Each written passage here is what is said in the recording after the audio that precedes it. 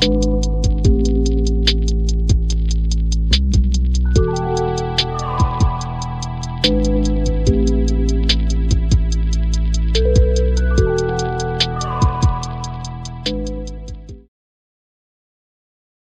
everybody. Welcome to Internetology. And I am excited to talk about what we're going to talk about in today's episode. For those who are new around here, my name's Katie Zimmerman, and I'm a junior at the University of Wisconsin-Madison. I am studying psychology and sociology, and this podcast is for a course called The Psychological Effects of the Internet. um, so, in today's episode, we'll be going over the, I guess here is like a, well, I guess, sorry.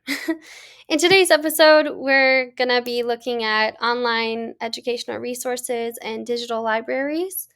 And so, in the episode overview, um, we'll first be talking about the importance of having online educational resources and digital libraries. And those reasons include the access to information, flexibility, cost effectiveness, it's personalized, and it has a global reach. Then we're going to be discussing what are educational resources and looking into a few of them. Then we're also going to be talking about digital libraries and also doing the same. I'll be showing you the digital library that I always use. And then we're going to be talking about the new horizons and opportunities for learning via the internet and how the internet has really changed how we learn and offered more opportunities and allowed for more innovation. And then we're going to be discussing the importance of having accessibility to the internet and how that kind of plays a role into learning via the internet. And yeah, so the first off, we're going to be talking about the importance. So the points that I listed before, I'll be diving into more detail. Um, so digital libraries and online educational resources provide access to information and knowledge that may not be readily available in physical libraries or classrooms. This allows individuals to learn about topics that interest them and also pursue their education at their own pace. So I think having access to the information is really important. Um, and so what I wanted to do is look into how big the internet actually is. So in this article here, by Easy Tech Junkie, they kind of explain how big the internet is. So here, it kind of shows that a lot of people use it. So about 50 million use the internet at least once a week, making them more or less permanent citizens of the internet population. It's estimated to be roughly 5 million terabytes, and that's over 5 billion gigabytes or 5 trillion megabytes. And surprisingly, well, not surprisingly, I guess, Google has indexed roughly 200 terabytes of that, 5 million terabytes. So that's pretty insane because if you think about it, like Google is a common way that people find information on the internet, and that only takes up 200 terabytes of the 5 million terabytes. So that's kind of insane for considering how big Google actually is. Like that's only 0.004% of that size. They go on to say that there's 155 million websites on average on the internet, which is pretty insane. And there was something. Oh, there's another interesting thing. So this guy, Russell, He says that he says that the internet is about 2 ounces in size, or I guess mass, or yeah. But considering how big the internet is, it's kind of and it's when you kind of put it into the terms of 2 ounces, it doesn't seem like much, but in reality, it's a lot. And so think of it as having 2 ounces worth, or 5 trillion megabytes worth of information that's easily accessible on the internet. And hence, the internet improves the access to information. And also, which also includes these digital libraries and online educational resources. The next point I wanted to make was the flexibility that the internet offers these types of resources. So, online educational resources and digital libraries offer flexible learning opportunities as they can be accessed from anywhere at any time. This is particularly useful for individuals who may have busy schedules or live in remote areas without access to physical libraries or educational institutions.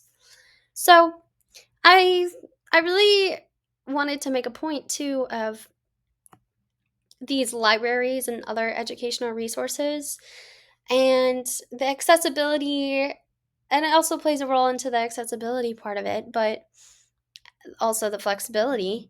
And I wanted to look and see at, what's the average difference um, to public libraries within the US.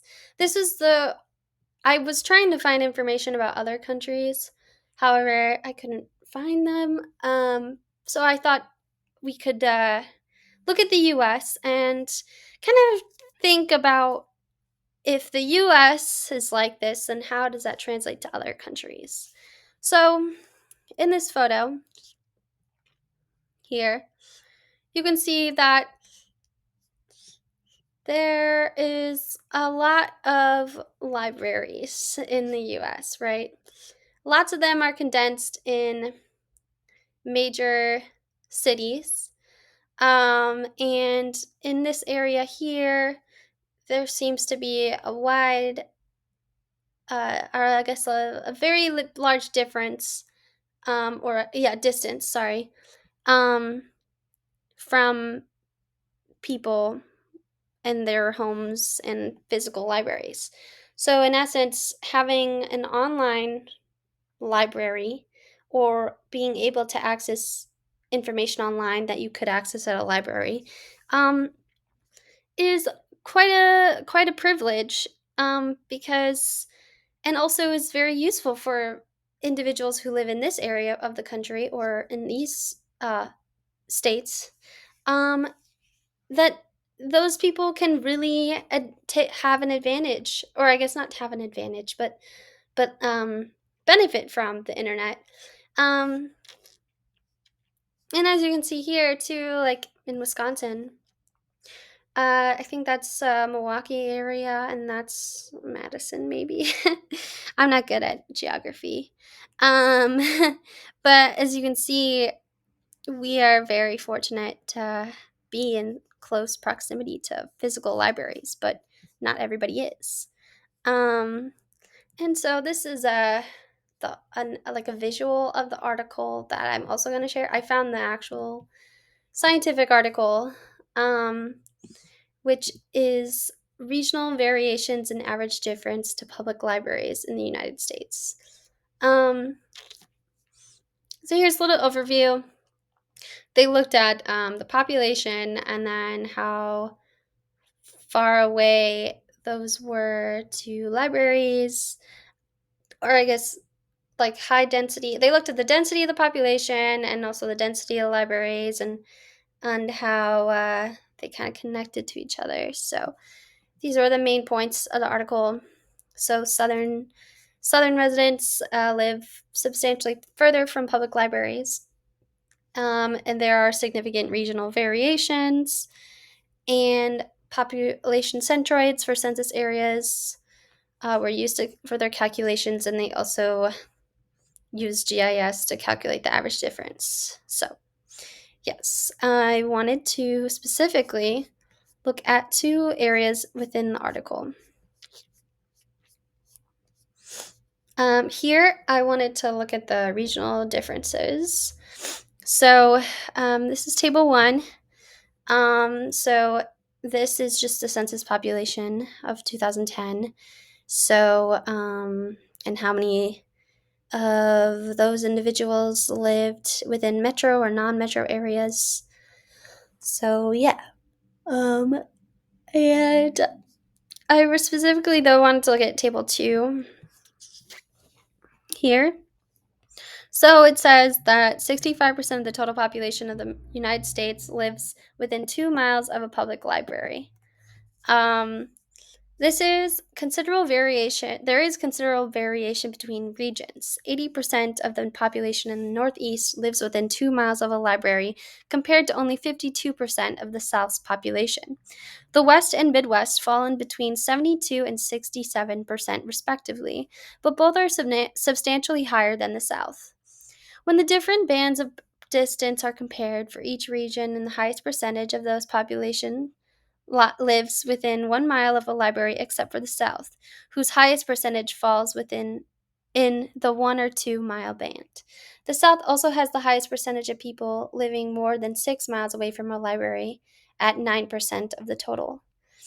So here are the percentages, the miles from a public library within the U.S., and then also within the regions of the U.S. as well. So, um, yeah, as you can see, I guess as it was explained, the South has a lot bigger distance from libraries compared to other regions within the US. So I thought that was important to note. I also wanted to look at table 3 and table 4. So here are those tables. This is table 3 and this is table 4, yeah. So in table 3, they're looking at the metropolitan population living within a specific difference, and in table 4, they're looking at the non-metropolitan population. And so as you can see, that both of these tables illustrate the differences across and within these regions by metro and non-metro areas. Since 85% of Americans live in metro areas, the metro statistics track closely to the population totals. While 68% of the metro population of the US lives within 2 miles of a library, only 40% of the non-metropolitan does. So, in essence, while the 68 people who live within the metropolitan areas, 68% of them live within 2 miles, but only 47% of the non-metropolitan live within 2 miles of a public library. So that is pretty also, I think, important to note, because if you look at, if you have let's say, there's regions with major cities, and if you live in a major city, you're more likely to have that access to a public library. um, but if you consider, let's think of like countries that, they have major cities, but geographically, I think I'm using that word right. The major cities are a significant difference, I guess, a significant distance away from the rural communities. And so the people within the cities probably have more, well, they do. They have more access to public libraries than people in the rural areas. Because if you're looking at the percentages of the US, then, and applying that kind of logic, the people in the city, because too has the US is very interconnected with modes of transportation that allow for people to I'm forgetting the word, transport themselves to major cities. But in places in the world that don't have that ease of transportation, then what are they going to do if they need a library? Um, and so, yeah, I don't know. I thought that was really interesting. Then I also wanted to look at the state level differences because I think a lot of public libraries themselves are funded by states funds or government funds. And so I thought it would be kind of interesting to see how each state kind of, I guess, kind of matched up to it. I don't know exactly what I'm trying to explain, but um, so here they are within the states. Um, so this is the average distance in miles from a library. This is the percentage of the population um, le- that's less than 2 miles, and this is the population that's greater than 6 miles. So, as you can see, there are decent. There are differences between the states. Let's be real. For example, DC, Maine, New York, or not New York, Rhode Island, I think that's Connecticut. I don't know. New Hampshire. I guess those states have majority of the population within 2 miles. But if you're looking at, let's say, North Dakota, 25% of the population compared to 59%. So there's quite a big difference between 0% and 25%. So, yeah, I thought that was really interesting. But the thing I wanted to point out the most were two figures. Figure 2 here, it shows two areas where, figure 2 shows the two areas where longer average distances to the nearest library are concentrated. The first area straddles the boundary between the West and the Upper Midwest. So these are those lines, and then there's that line there, and so, this also is color coded. So, for example, in or I guess not Chicago, Illinois, that's the average distance. Then, if you look at Alaska, for example, 7.3 was the average distance. Then you look at states like California as well, or looking at Alabama, I think this is, which is 2.3 to 2.9 miles average. So I just think that's just really interesting to me. Because in the US, you think that there would be libraries everywhere, but no, there's not. This also I thought was really, really interesting. So this is figure 3, which shows the percentage of population living within 2 miles of a public library. So also, LISA stands for Local Indicator of Spatial Autocorrelation. Yeah, that's what it stands for. Don't ask me what it really means, but that's what it stands for. So as you can see, they did like two statistical analysis. They did Morin's and they did LISA. So this is the LISA which I guess is just showing the autocorrelations between the areas. Actually, that kind of makes more sense to me now. But then this one is the percentage within miles. So this is the percentage of population,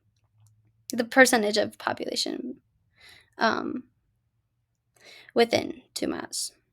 So I'm just gonna ignore this because I don't really know what it means. And I mean, if you are curious and know what Lisa means, feel free to um, read the article. It's in the description. So yeah. But I'm gonna be looking at this image. So according to this image, like it kind of shows similar patterns to what we saw in the previous one, but for example, 76 to 87% of people who live in California live within 2 miles of a library. Or compared to Wisconsin, for example, who lives 62 to 72% of the population lives within 2 miles. Texas, 56 to 61% live within 2 miles of a library. And other, as you can see, though, too, majority of southern states and Alaska, and I think this is Utah. I think. I don't know. I don't know. I don't know how I got into college. Um, then those states are 39 to 50% of the population lives within 2 miles of a public library. So yeah, I thought this was also important to show kind of the idea too that having access to an online digital library as opposed to not having access to any sort of library is really important and is definitely a benefit to the existence of these types of online resources. And also, too, when you're applying this logic to other areas within the world, as you can one could argue that the U.S. is very westernized and very advanced technologically, and so I guess I don't know. Maybe though it's kind of related to like funding too. I don't know. Part of me feels like yes because I do know that southern states do put less money into education. So that might have something to do with the percentages of people within 2 miles of a public library because I would believe that libraries are considered education in terms of government funding. Could be wrong though. I don't really know much about that stuff, but that's just a theory of mine. But yeah, I thought that was a pretty interesting article, nonetheless. Um, and other aspects of the article too, you can see the percentage of population living greater than 6 miles from a public library. And as you can see, the same ish states, not all states of that were white in this picture, are now dark in this picture. So, but these are the higher percentage of people within the population living farther away from a library than 2 miles, or greater than 6 miles. So, and even Wisconsin has 3 to 8% of its population living more than 6 miles away from a public library. And as you can say too, that the same states that had closeness to public libraries um, don't suffer from a deficit of having a public library near them. So it's just all like very interesting. And they said too that the lower levels of library accessibility were in the South, and higher levels were in the Northeast. So, yeah, this is a very interesting article. I didn't even think that there would be like an article for this, but there is. The next point I'm going to be going over is the cost effectiveness of it. So, online educational resources and digital libraries can be more cost effective than traditional educational resources, as they eliminate the need for physical materials such as textbooks and reduce the cost of commuting to a physical location. So, here in this article, a case for MOOCs. In the conclusion, um, in the conclusion, it is stated that historically, higher education has been something reserved for those with the means to attain it, and has been less viewed by some as being guarded by ivy walls. So, um, I think that, this kind of attests to the cost effectiveness of it, since now it opens the ability to um, have access to things without the at least economic means of being able to obtain that the an education or educational resources in that sense. MMOCs are considered um, online educational resources. So yeah, I thought that was really interesting. If you want to learn more about MOCs, you can definitely check out um, the episode that I'd made about them. I won't go into too much depth about them in this episode, but I just kind of wanted to bring back this information and kind of speak about it more when it comes to the cost effectiveness of online educational resources. So, um, in addition, um, online educational resources and digital libraries allow individuals to personalize their learning experience and explore topics at their own pace. This can help learners develop better understanding and retain information, as they can focus on areas that they find most interesting or challenging. An example of this is Khan Academy. I also went into depth about Khan Academy in a previous episode. However, I would like to, again, bring it back as an example. So, Khan Academy offers a variety of content that can help either someone learn something new and or offer educational support. Um, and so here they say that Khan Academy offers practice exercises, instructional videos, and a personalized learning dashboard that empowers learners to study at their own pace and outside the classroom. They tackle math, science, computing, history, art history, economics, and more, including K-14 and test preparation content. They focus on skill mastery to help learners establish strong foundations, so there's no limit to what they can learn next. Um, so, in essence, Khan Academy, as it says right here, allows for personalization of the learning experience through the internet, which I think is pretty cool and is a great example for the point that I am making. Um, the next is just the overall global reach of the internet, because the internet has such a high global reach. More people have access to these online educational resources and digital libraries. So, as I say, um, they have a global reach, which means they can be accessed by learners all over the world.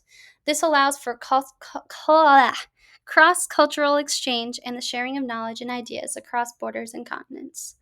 So, I found this really cool website that specifically talks about data in 2023. And I just wanted to kind of display the global reach that the internet has, because I think that's really relevant to how many people actually have access to these resources, which some people don't.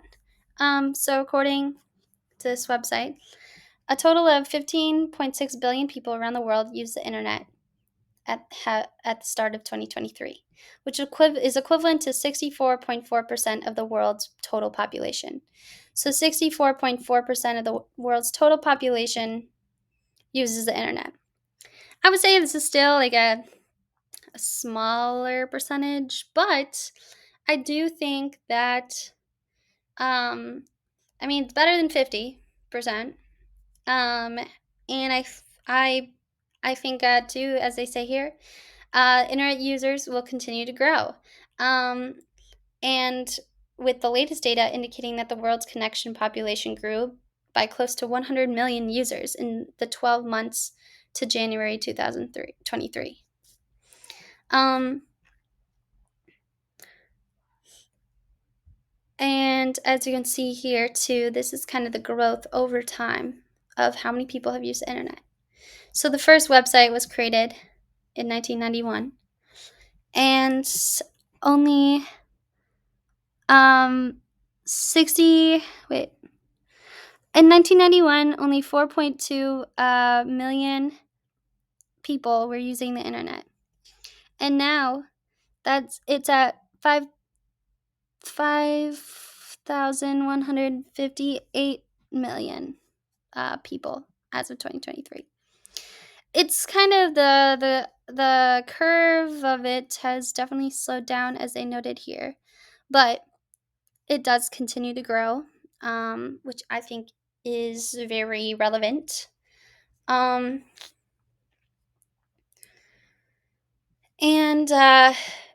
increases in global access mean that the number of people who remain unconnected has fallen to 2.8 billion, with the majority of these people living in Southern and Eastern Asia and in Africa.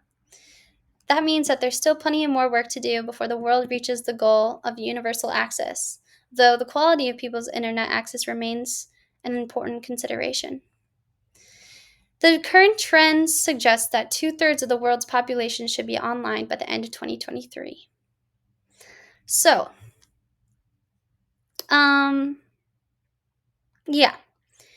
As you can see here, the point of me showing this was that the internet, access to the internet continues to grow exponentially, and therefore the access to these online educational resources and digital libraries continues to also grow.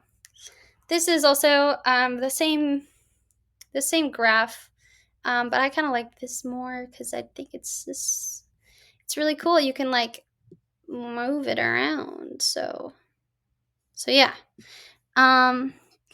As you can see, you can kind of see each trend for internet access too. So, like for example, in 2005, only 1.3 billion people, versus in 2020, 4.70 billion people. So that's a pretty big or exponential growth. With Asia, I guess Asia having the most growth within those time spans, which is an interesting pattern. I'm wondering what led to this pattern occurring. I'd love to hear people's thoughts. I don't know much about stuff. So, yeah. I don't know. I thought it was pretty interesting. You can also see like a bunch of other different graphs on here. This graph was not the best in my opinion, because like they don't have any data for the US, which is kind of surprising. Some of the countries, they only have data up till 2016, so this is also not really not the best, but as you can see, upward trend, slight downward trend, kind of upward trend, kind of an upward trend. Very, I don't know. I think it's a slight upward trend. Hard to see. But as you can see too, you can also look at countries and their access. So I don't know. I just think it's really important to consider that as well. So this is the share of primary schools with access to the internet for teaching. So yeah, those are some graphs. You can look at them too. I'm not going to spend much time looking at them, but yeah, it's still pretty interesting. So now I'm going to be going into our next topic of the podcast, which are what are online educational resources? And I'm going to be looking into a few of these and kind of exploring them a lot. Yeah. So online educational resources are any digital materials that are designed to support or enhance learning. So there are educational websites such as Khan Academy. We already kind of went over that. TED-Ed and the Smithsonian Learning Lab. So here on TED-Ed, you can see this is their website. You can watch lessons, see collections. They have a blog. But basically, they offer a collection of animated educational videos on a variety of topics with accompanying lessons and plans and quizzes. So you can see they have a bunch of videos. They kind of give me SciShow vibes. I love those videos. So they even have psychology. Oh my god. They don't have anything about the internet psychology, but they are pretty cool. I wish I was an artist so then I could make these things. You also have sociology. I don't really understand why that's in here, but yeah, it's pretty cool. I wonder if maybe they have it in here. It doesn't seem like it. They should have something about the internet here. Oh, maybe it's this one.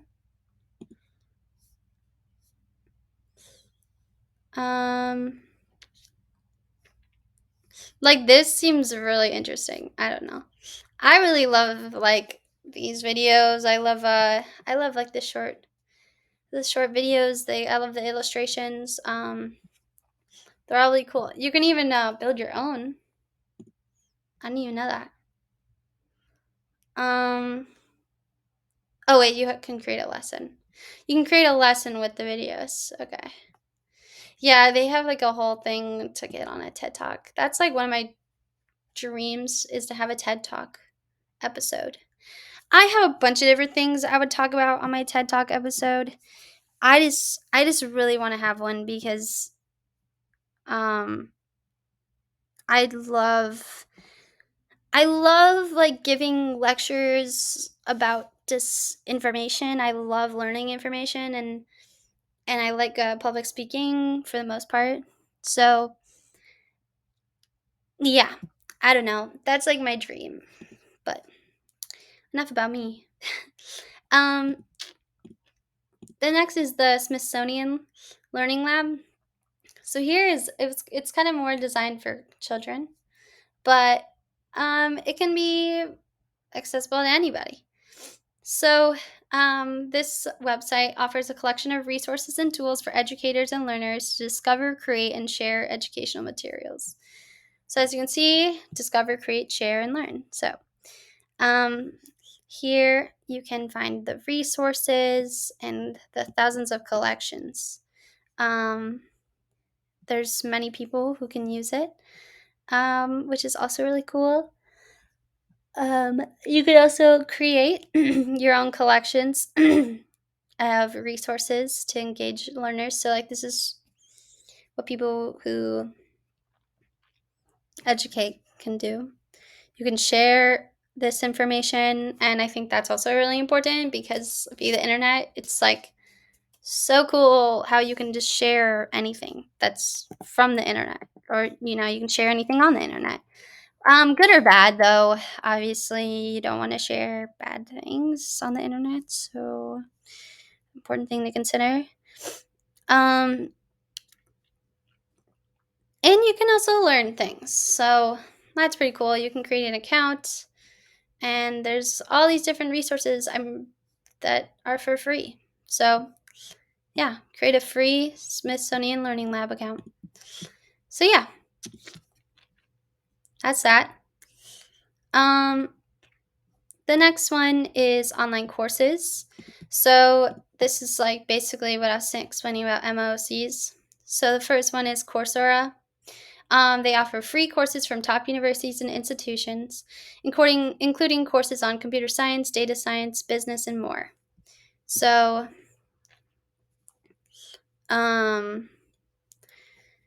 here are some of the colleges. So, Illinois, Duke, Google, Michigan, IMB, Stanford, Penn, Imperial College, London.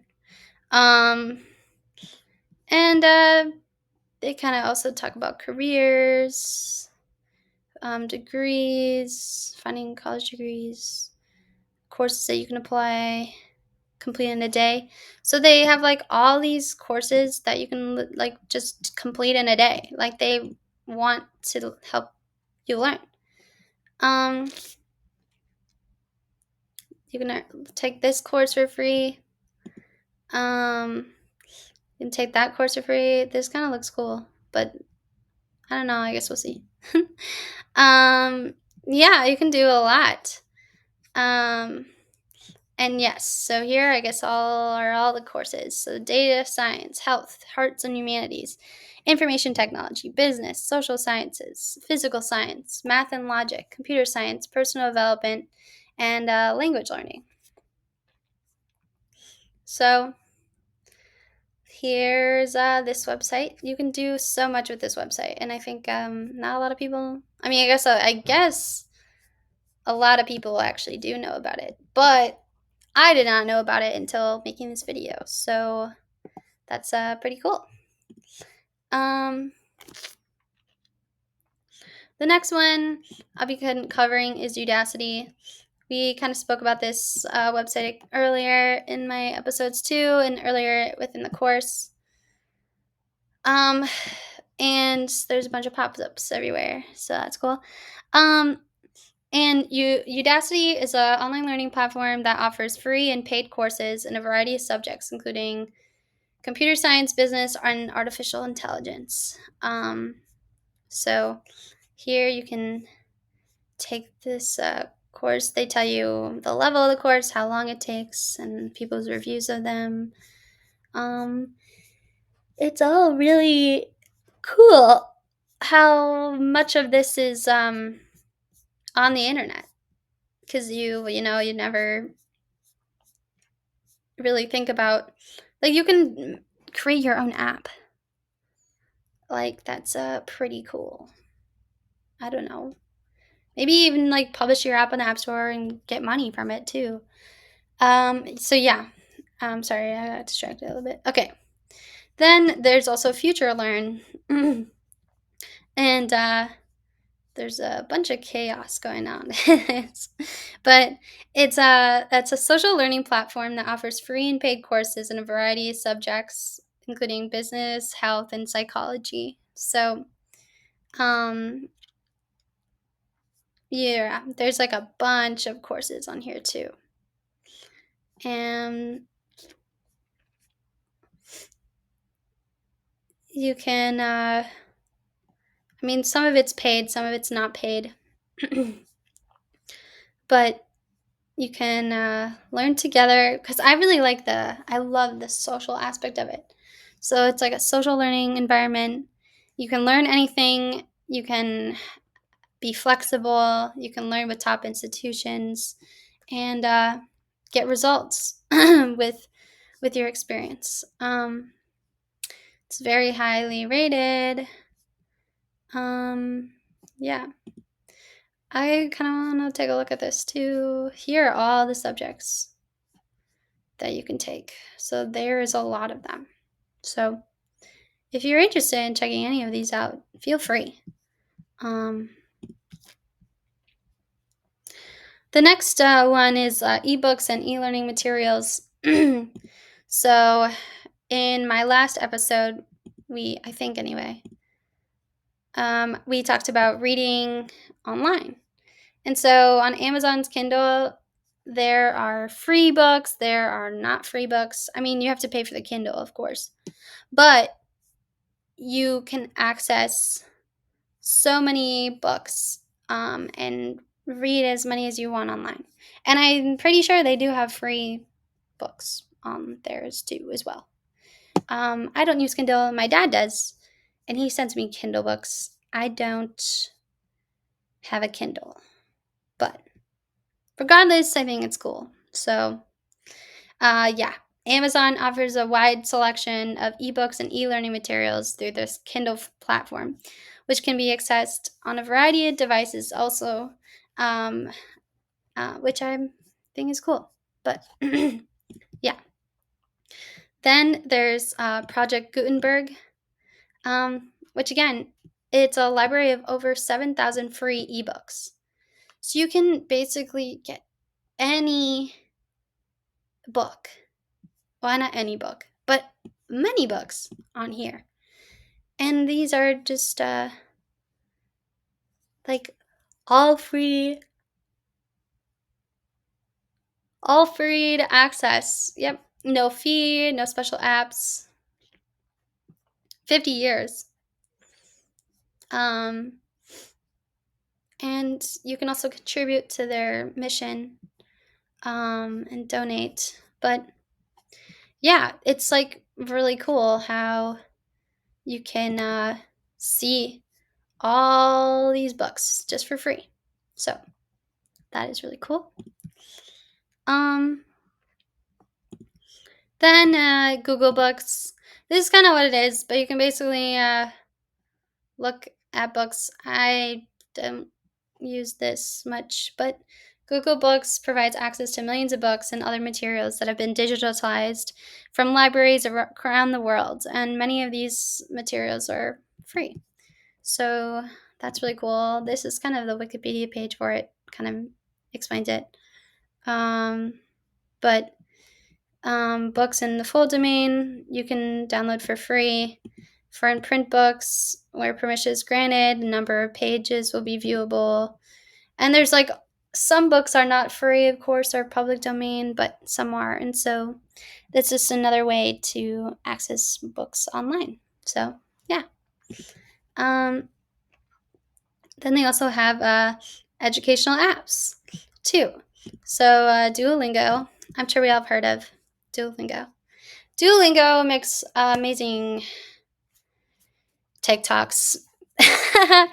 But yeah, so Duolingo is the number one learning app for language.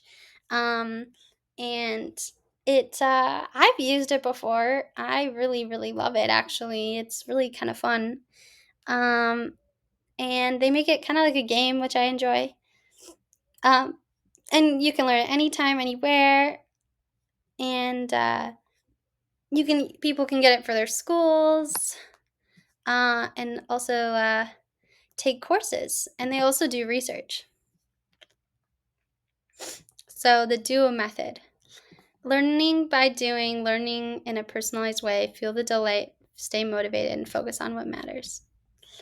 So they kind of go into efficacy as well. I don't know, I think it's really cool. But yeah, that's a Duolingo that you can use to. That's an app. Quizlet also has an app. I use Quizlet all the time, of course.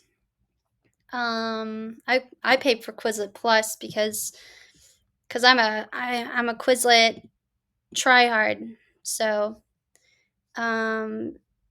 don't stalk how much I've been studying. But yeah, I really like it. I really love Quizlet. I always stand by it.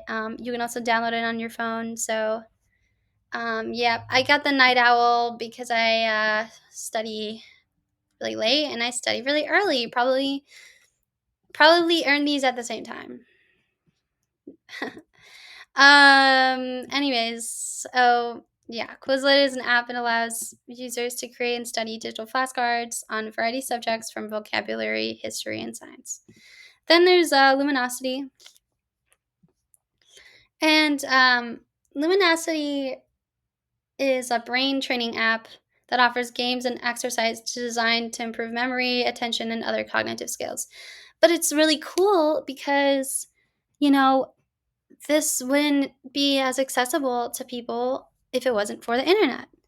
So, yeah, it's really, really fun. I guess they have like games and stuff. You can basically play games and you can have an excuse saying that I'm making my brain better. So yeah, um, they have a bunch of different games that can promote learning and whatnot. Um, so yeah, I don't know. I thought that was pretty cool. The next one I wanted to go over was Wolfram Alpha. Wolfram Alpha is an app that provides answers to a wide range of factual questions from math and science to history and current events. So they got a lot. They got a lot of subjects that you can look into. For example, I need to know geography, right? Because I don't know what states are. So, right? I don't know all the states. But I mean, I don't know. But you can look at a bunch of different topics that you weren't able to, like, that you wouldn't have access to beforehand. So you can learn about Albert Einstein. Albert Einstein has such an interesting history. And I got hyper fixated on learning about him a couple months ago, and I watched a ton of videos, and he reminds me of my dad. um, but in a good way. Love you, Dad. But yeah, Albert Einstein. You can learn a bunch of things about him, or just a bunch of things about anything on this, through the app too. Since it is an app. Um, as you can see here, they got a bunch of different apps. So that's another tool that, I guess, not a tool, an online educational resource that you can use. Now we're going to be going into our next topic, which is what are digital libraries? Um, Digital libraries are online collections of digital materials, including books, articles, videos, and other educational resources. These materials are organized and made accessible through a digital interface, allowing individuals to search, browse, and access resources from anywhere with an internet connection. Digital libraries can be public or private, managed by universities, governments, nonprofits, or private companies. And digital libraries are important resources for students, researchers, and anyone seeking access to educational materials and information. So I wanted to show UW-Madison's digital library. And on this is the digital library that I always use to find scientific articles for my podcast, for example, or when when I was writing my research proposal about childhood maltreatment ADHD last semester. And you can look at a wide variety. You can find books, movies, and more, scientific articles, journal articles, magazines, newspapers. You can search databases and journals, and also discover digital collections, images, sounds, and recordings. So, like, for example, You can look up, let's just look up the internet. Oh, and you can also do that. And it's loading. So here you can find a bunch of scientific articles, or scholarly articles, I guess, in this sense, all related to the internet. And some of them, they can come up on here. And sometimes you don't have access to them, but you can gain access to them by requesting it from the library, and then they send it to you. So here, for example, Internet Delivery Psychological Treatments from Innovation to Implementation. So yeah, like that's just really cool. I kind of want to save this one too. You can also save it to your list. So yeah. Do I have to? Okay. Give me 1 second. So sorry. I wanted to save this article because I'm going to be writing an article for my research. So I thought that it would be relevant. So yeah. But yeah, I just think all of this is just really cool for UW-Madison's resources. You can look at the databases about the internet. You can look at catalog. And these are books, like all that stuff. It's just really, really cool. And I don't know what these photos are. These are kind of random, but if you need a photo for something, you can find it here.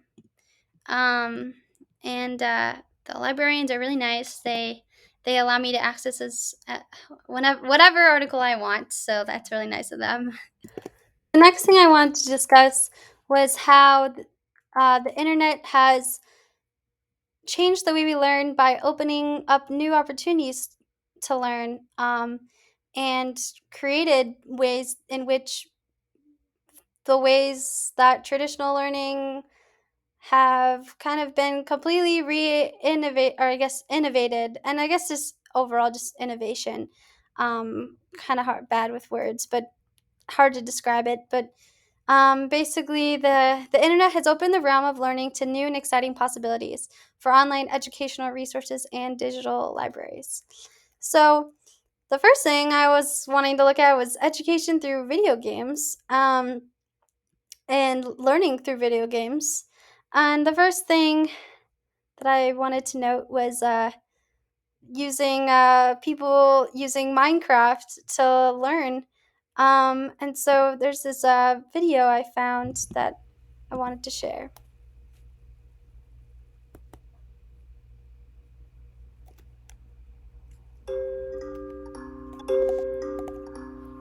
Minecraft is a video game that has a lot to offer.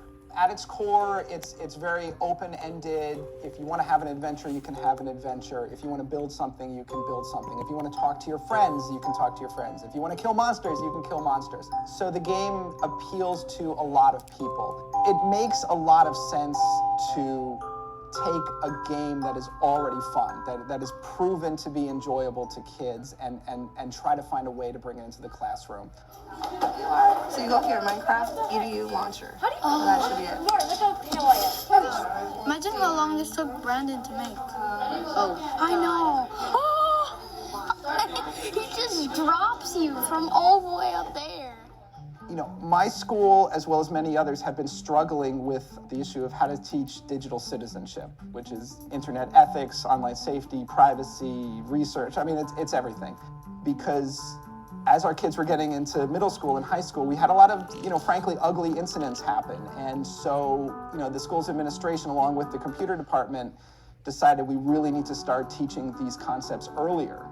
We're going to treat the game world as part of the classroom. It is a classroom, it's just in the digital space. And almost every single kid finally kind of came around and and got it.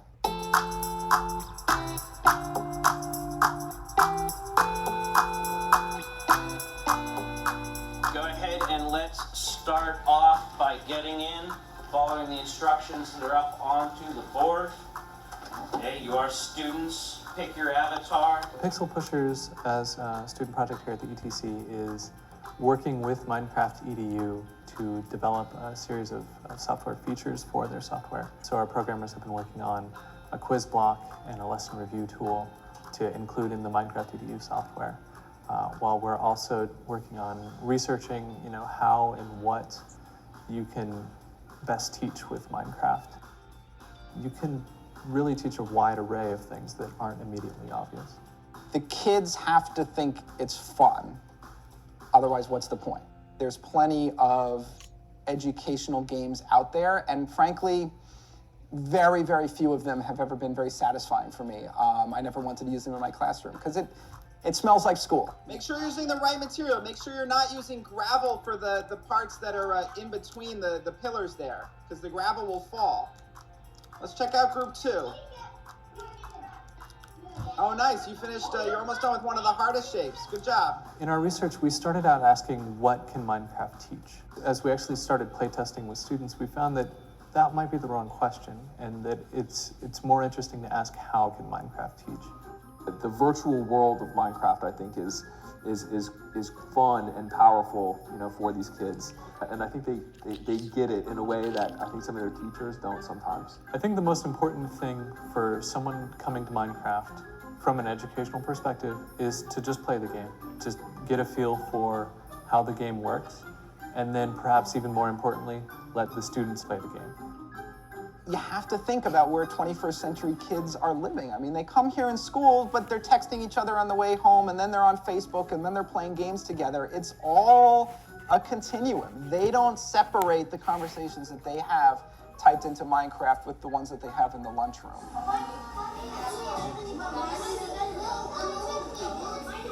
There's such excitement around this game. Getting that excitement into schools all over the world. The more voices we have coming up with ideas and creating content and sharing content, the better.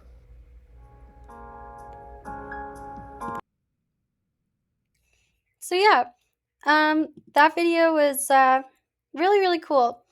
And I wanted to also show the website for the Minecraft EDU, which was what the guy in the video was talking about. So here they have STEM lessons inspired by NASA, and how to register the newsletter, teaching children how to code, teaching children about animals, and a bunch of things. Minecraft Education is a game-based platform that inspires creative, inclusive learning through play. Explore blocky worlds that unlock new ways to take on any subject or challenge. And there's a bunch of stories that students, so using math in Minecraft, envisioning a different world, unlocking leadership. And there's even featured lessons. So you can take a look in one of them. And so here they have learning objectives, how to code,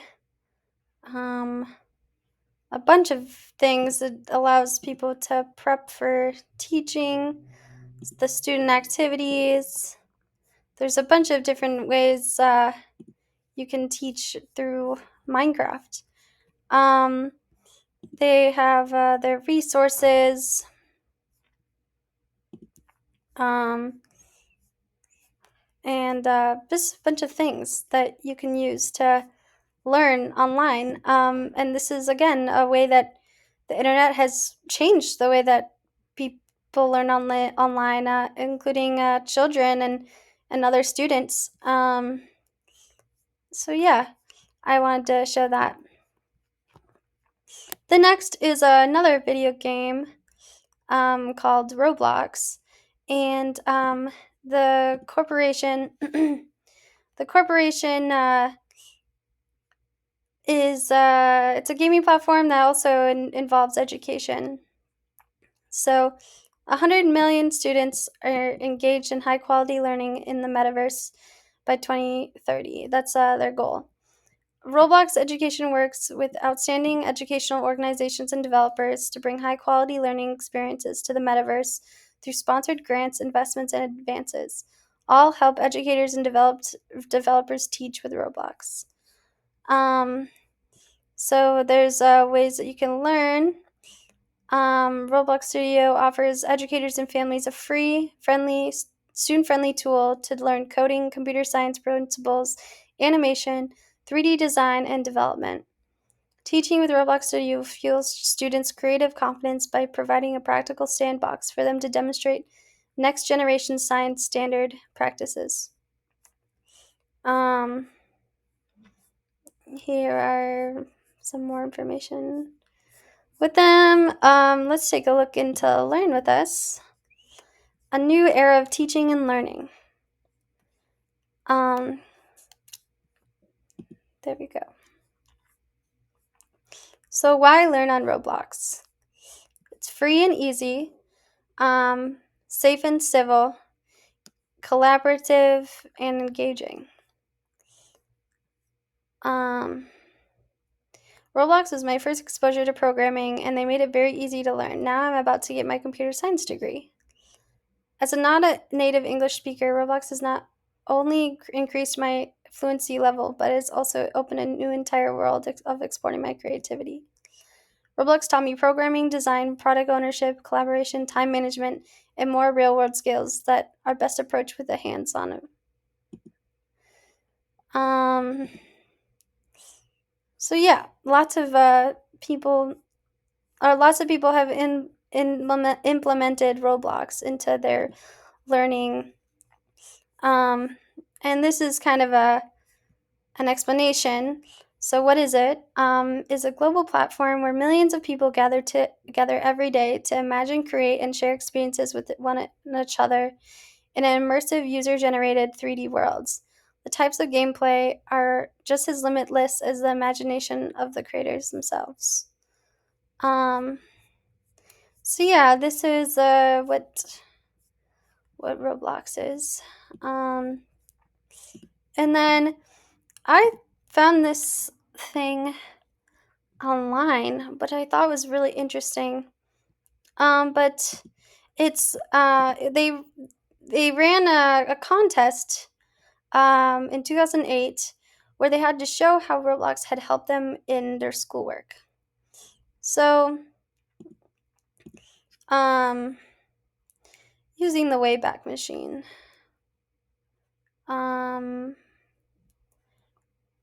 To take a look.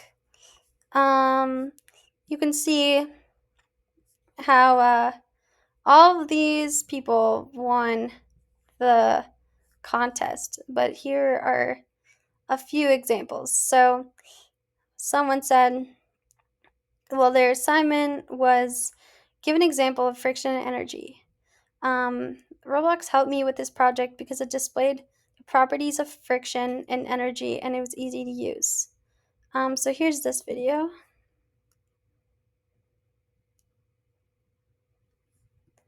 Hopefully it works. If not, I'll just go to, I have a link, but life science. I used Roblox to create the carbon cycle. My class had to create a cycle on the environment.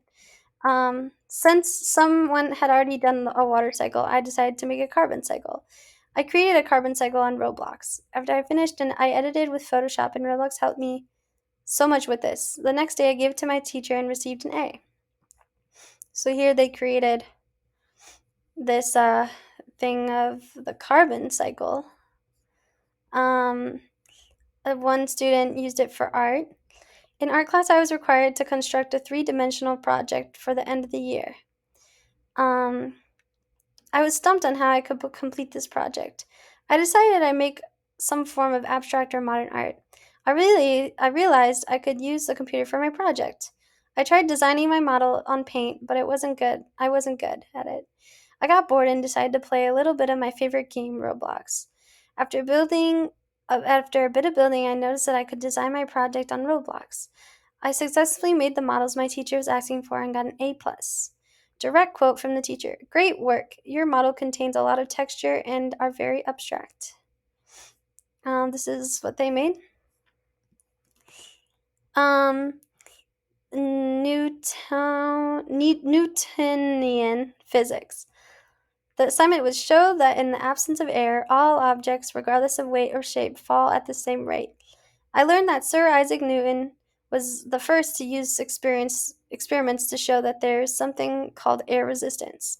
Air actually slows an object down when it falls. The heavier the object is, the less it is affected by air resistance. So there was no air, they would fall all at the same speed. Since I am homeschooled, I was able to get on Roblox and show that since there is no air on Roblox, a small brick and a large brick fall at the exact same speed. This was great because one, I got an A, and two, I had a chance to participate in a Roblox contest. Yay. Um, Here's math. We are looking at simple harmonic motion. We've been spending a few lessons looking at simple harmonic motion in the spring. We've been having to look at a spring because it's hard to look at the displacement, acceleration, and velocity or a pendulum. So I went into Roblox and made a pendulum. I made it print off the position of the pendulum after a course of 10 seconds. Every 0.05 seconds. Then I put this into Excel to get a graph. Later, I made a script to actually plot a graph in game. My physics teacher was impressed by the application of Roblox for motion physics experiments. Um, so then I'll show some of the videos I found. So this is the friction energy.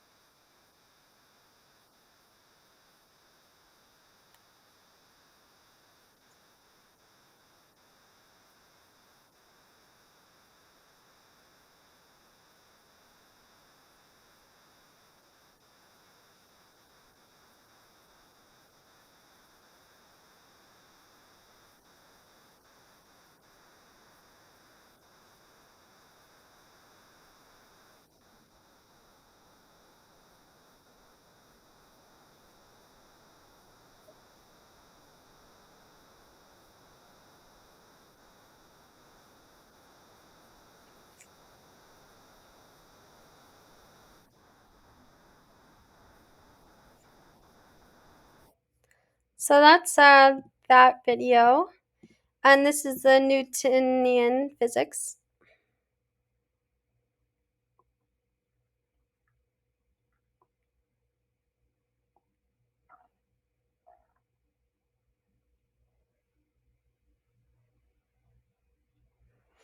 So those are those two videos. And I just think it's really cool too because this video game platform implemented oh,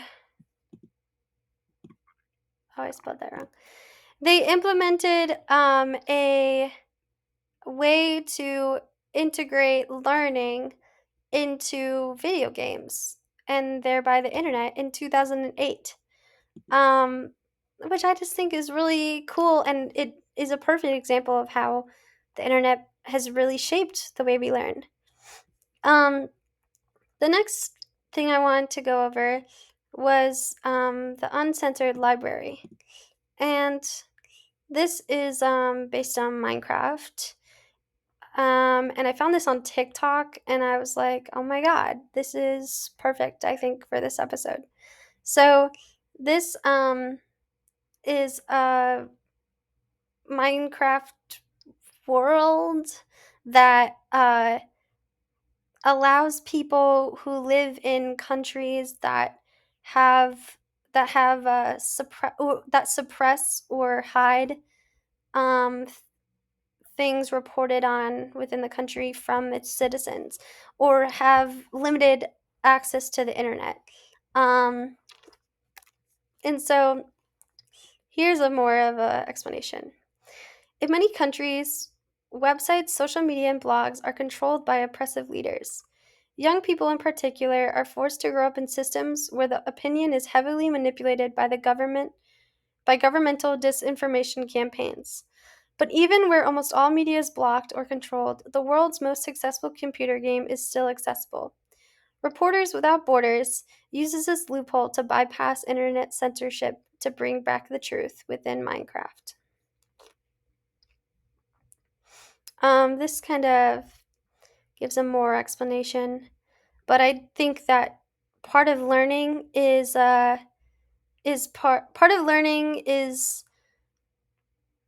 by having access to all information. And so this because these countries have media that is controlled by the government, they are not obtaining all the information that or information that is truthful or misinformation.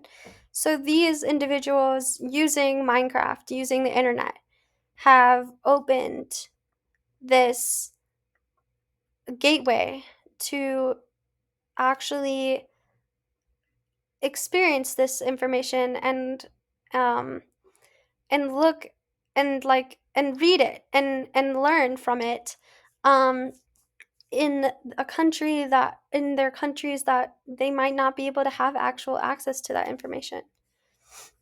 Here are the authors of I guess the people who have contributed. Um, Here is the film, I think.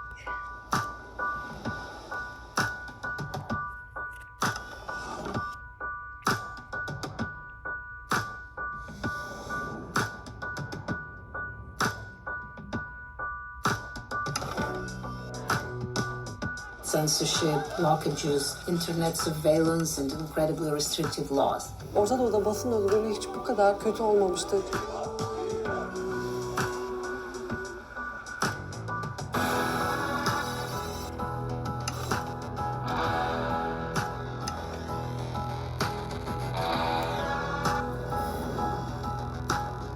I'm Yulia Berezovskaya. I run Granny.ru, which is blocked in Russia. My name is Nguyen Van Dai. I am a news broker from Vietnam. I was sentenced 15 years in prison. Benim adım Hatice Cengiz. Cemal Kaşıkçı'nın nişanlısıyım.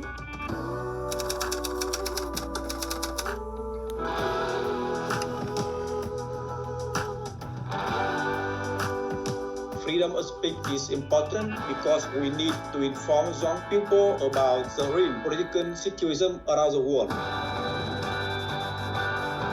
The Uncensored Library is a bold use of Minecraft. It really encapsulates everything that's great about this game and the community that it's created.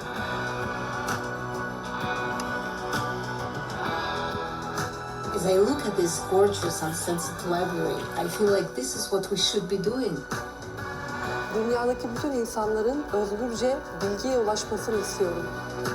The only real way of fighting censorship is sharing and spreading what is being censored.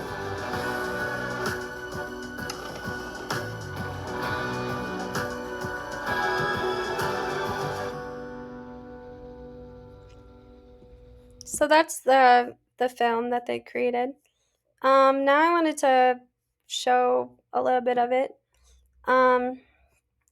So here is the map that they created. To showcase this censored media.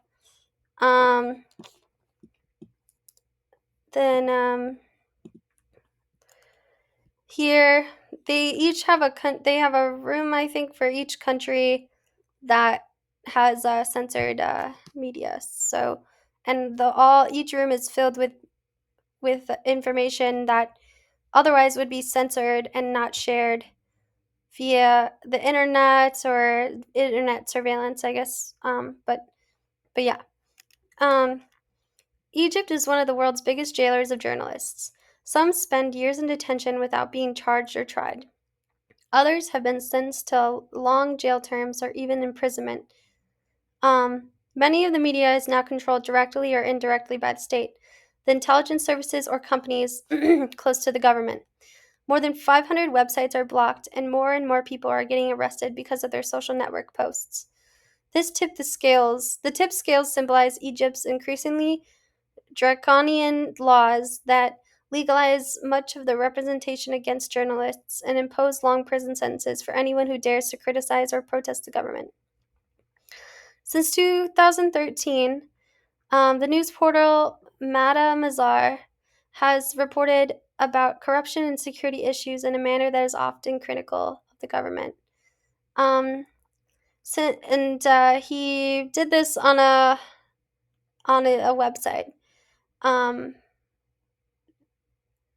was one of the most important sources of quality journalism in Egypt. Since May of 2017, the website has been blocked in his country. Egypt is one of the most dangerous places on earth for journalists, and editors of Mada Mazar risk to publish independent journalism. Even taking credit for their work can be dangerous, and they often leave their author's identity open. So here you can see an article that was published by him that really attests to the brutality of the imprisonments within Egypt for journalists. Here, it kind of goes over, but things like this, media like this, is censored from individuals who reside in the country. And so I think that, this is just another way that the internet has shaped and changed learning by allowing allowing things that are otherwise not not accessible or censored to be learned. And the truth and the accuracy of information is also impacted when censorship occurs. So here in the library, they have the word truth mixed with all these things. But here it just explains more of what the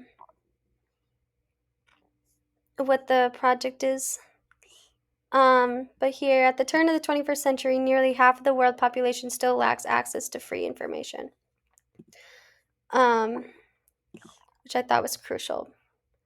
They also have Russia, and here it also talks about how Russia treats journalism and how it's controlled. Russia's sovereign internet law takes internet censorship to a new level. The government is attempting to gain control over the infrastructure of the web, and if necessary, be able to cut the Russian internet off from the World Wide Web. This immense effort to control the internet systematically is symbolized by the data Kronken, which is this thing. And here it kind of explains more.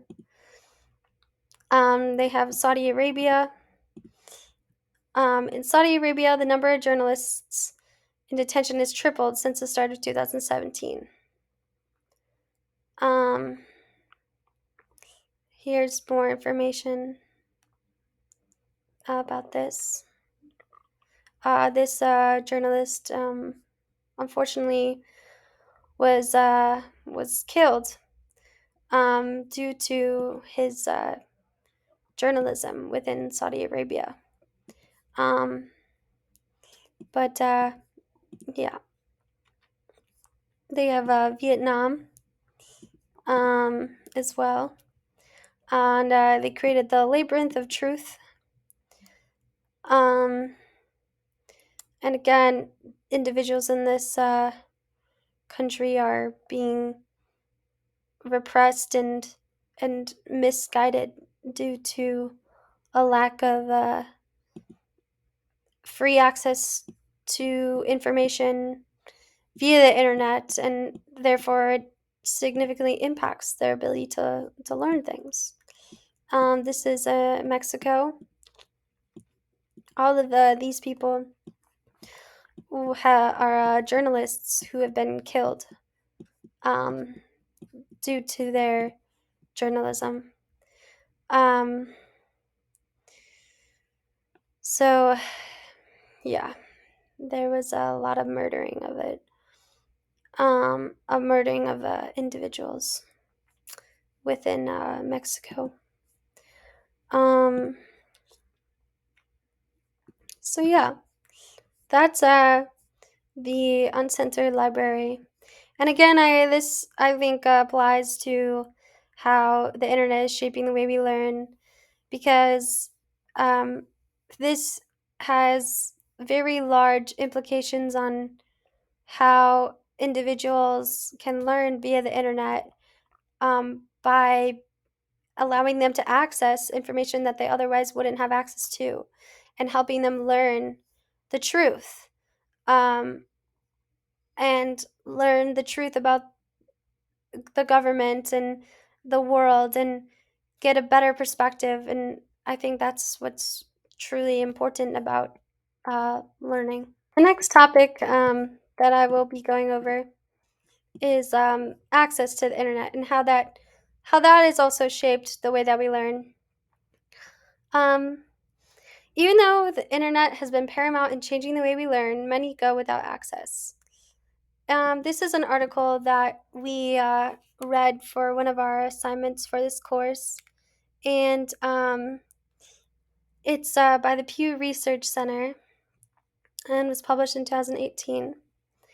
And here it says that 15% of U.S. households with school-age children do not have a high-speed internet connection at home, which leads to a significant number of teens being more likely to face digital hurdles when trying to complete their homework online.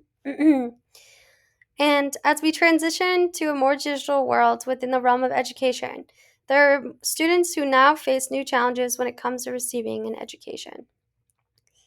And so this is kind of the information about how many students really go without having access to the internet, and therefore are significantly impaired when it comes to learning and their academic success and engagement. So here it goes by income, and also the percentages, or I guess, yeah. So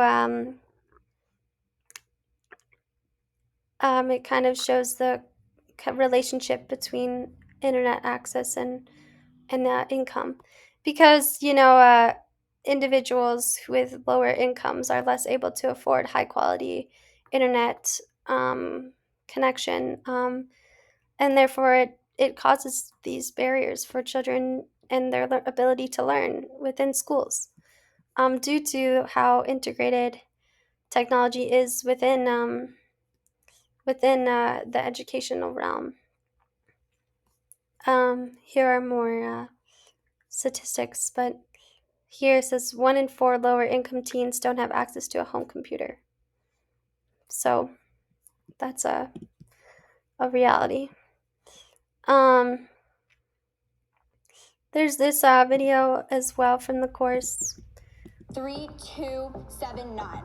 That is correct. How did they know this?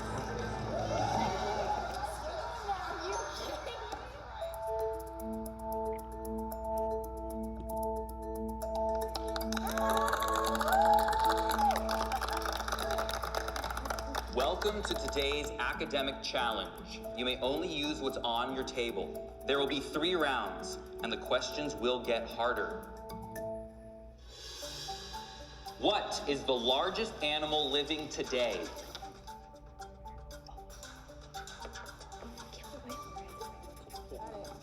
Thank you. Team A. Blue whale. Team B. Blue whale. That is correct. What is the square root of 144? 12. 12. Correct again. India. India. Neil Armstrong. Neil Armstrong. William Shakespeare. Correct. We are tied.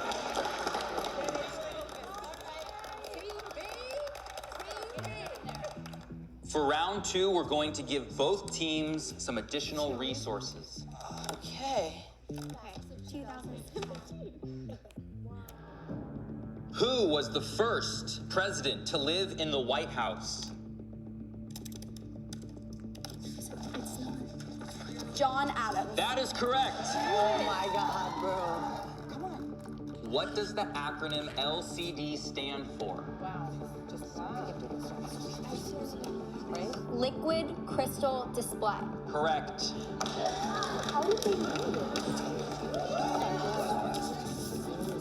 Go with it. Just go with it. Sargasso Sea. That's correct. 8 minutes and 20 seconds. Correct. Samuel Morse. Correct. Denver, Colorado.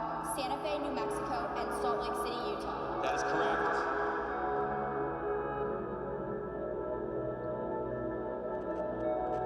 Let's pull back the curtain.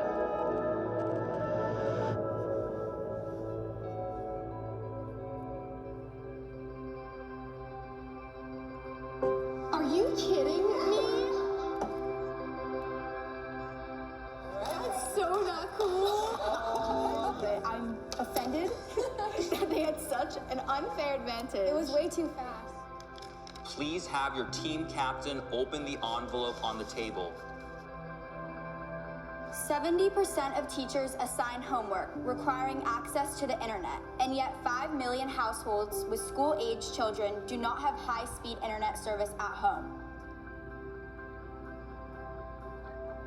That just puts 5 million other people at a disadvantage, which is not okay.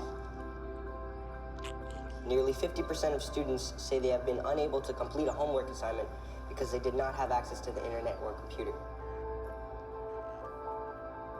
I didn't know that the percentage was so high. Everything he does is in the computer. So if he didn't have access to it, he wouldn't have a chance. Someone may not be pulling the grade not because they're not smart, they just don't have access to what all the other kids have.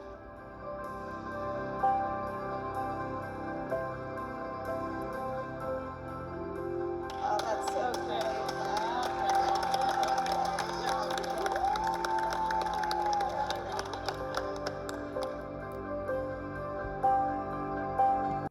So, from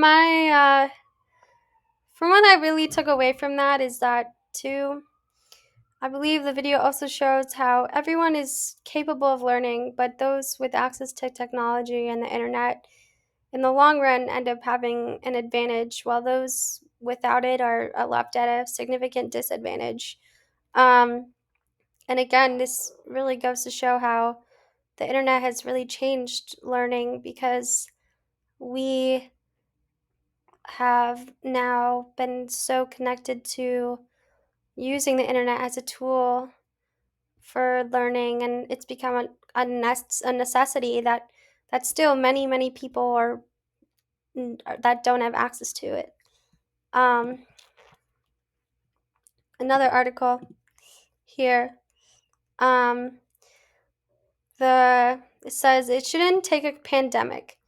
Coronavirus exposes internet inequality among U.S. students as schools close their doors. Millions of Americans lack web access, a digital divide that complicates educators' efforts to continue instruction during a health crisis. And so here, basically the article is about how the COVID-19 pandemic has highlighted the true nature of this digital divide in terms of education.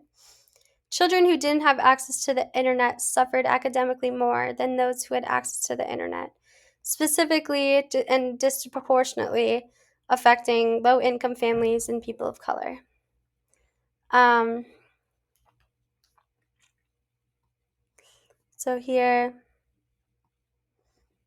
you know, it's a lot to take in, but to there have been relief efforts, and in some places we're able to afford to implement the services that allowed these children to have access. However, I believe that due to significant differences in funding for public schools, this wasn't always the case for many children across the US. Um, so, yeah, there's that article. And so we, we have also I also want to discuss the barriers to um, having high speed internet access. And one of them is that many students aren't able to upload their assignments or access them, or even find the answers or resources they need to complete their assignments. Public school funding, with less money being spent on education, socioeconomic status, and the wealth divide across the world and in America, and also parents who are against their children using the internet or technology. And some ideas that I came up with on how to bridge this digital divide was offering mental health resources as well as counseling, food, etc., and all the basic needs that a student requires.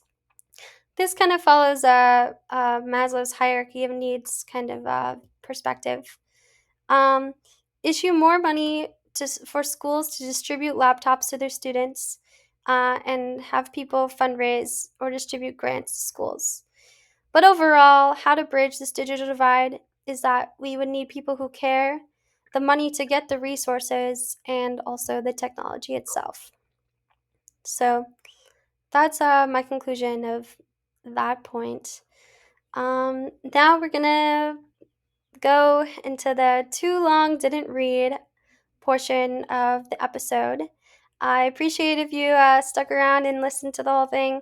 But in essence, in today's episode, we discussed that having online educational resources and digital libraries are important because access to information allows for flexibility, is cost effective, is personalized, and has a global reach, so that everyone can have access to it across the world. Then we discussed what are online educational resources, and those are any digital materials that are designed to support or enhance learning. That includes educational websites, online courses, ebooks, and e learning materials, and educational apps. Then I discussed what are digital libraries, and they are online collections of digital materials, including books, articles, videos, and other educational resources. And I showed UW Madison's library, digital library. And I then discussed how learning via the internet is constantly innovating. And I talked about how people are using video games to learn. Video games like Minecraft and Roblox can be used as a tool for learning via the internet and offers a very unique learning experience. It also inspires learning to explore different areas or ideas created by the internet. So, computer coding and other aspects of the internet that weren't created before the internet. And also using people can use video games to leave a positive impact on the world within the realm of learning, and that includes the Uncensored Library Project, which allows individuals to learn about things that their governments or their countries repress or censor from them, and which allows just for overall better learning. And it also changes the way that they learn via the internet by allowing them to actually have access to those online or digital educational resources, and just overall just learn more. Then I also said that accessibility is crucial for allowing more people to learn via the internet, and that many individuals go without high quality access to internet, which causes barriers to learning. But in ways we all should find ways to better learning via the internet by finding ways to support people and support students and support the digital or not support the digital not support the digital divide, but try to improve upon it and create less of a divide. So I hope that you enjoyed today's episode and thought it was very educational. I enjoyed making it. But other than that, I hope that you all have a great day. Thanks for tuning in, and I'll see you next episode. So, thank you.